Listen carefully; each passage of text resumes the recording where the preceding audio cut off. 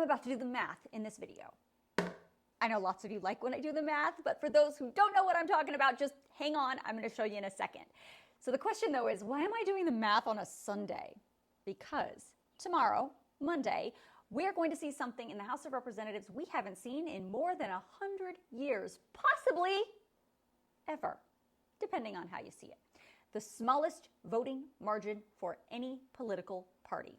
The Republicans in the House are about to go from a 3-vote margin down to just 2. You think things are hard to get passed through Congress now? Just wait till there's only 2 votes to spare. To the math. There are supposed to be 435 members of the United States House of Representatives. After the 2022 midterm elections, when the House was sworn in 2023, there were 222 Republicans and 213 Democrats. Obviously, the Republicans had the majority there. So in order to pass a piece of legislation through the House, you need 218 votes, which is the majority of 435.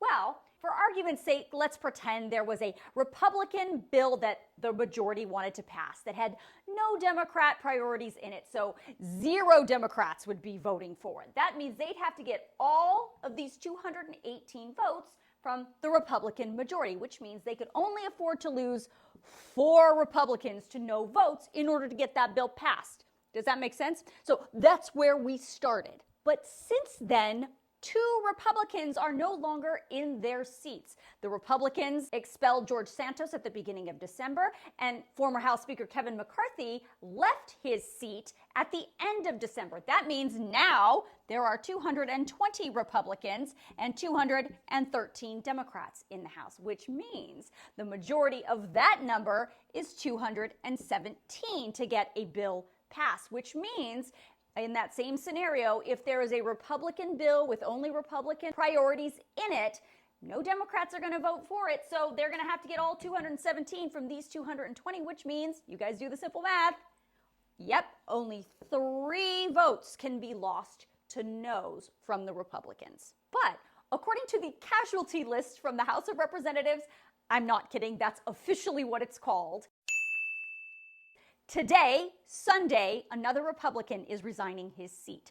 Representative Bill Johnson from Ohio decided to take a job as the president of Youngstown State University. That means when work starts on Monday, January 22nd, there will be 219 Republicans in the House and 213 Democrats. That means a bill still needs a majority, which is 217. And again, in our same scenario, that means the Republicans would still need to get those votes from their 219 and do the math. That vote margin is now 2. 2! That is unheard of. We haven't seen anything close to that since 1917, when there were 214 Democrats and 215 Republicans in the House. But even that's not a great comparison, because at that time there were also members of the Socialist Party and the Prohibitionist Party. So it's like comparing apples and oranges. So really, this is something we've almost never seen.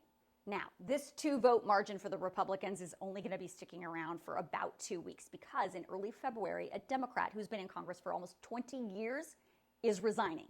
Brian Higgins from New York says he's over it. He's frustrated with the dysfunction in Congress, and he's out. So as of February, there will be 212 Democrats and 219 Republicans, which means in February, a bill will need to have 216 votes to pass.